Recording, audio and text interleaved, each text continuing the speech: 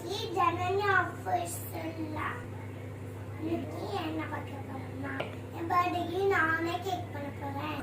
அதுக்கு என்ன தேவைன்னு பார்க்கலாம். Egg, oil, sugar, curd, baking soda, baking powder. வாங்க எப்படி கேக் பண்றது பார்க்கலாம். எல்லாத்தையும் மிக்ஸில போட்டு அடிச்சுக்கலாம்.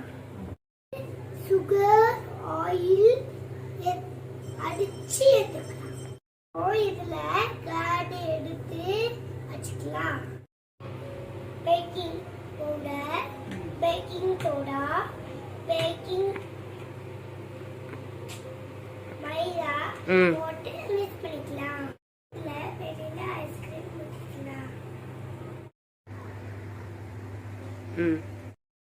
அவனை ப்ரீஹீட் பண்ணியாச்சு. 20 minutes பிரேக் பண்ணிட்டு பார்க்கலாம்.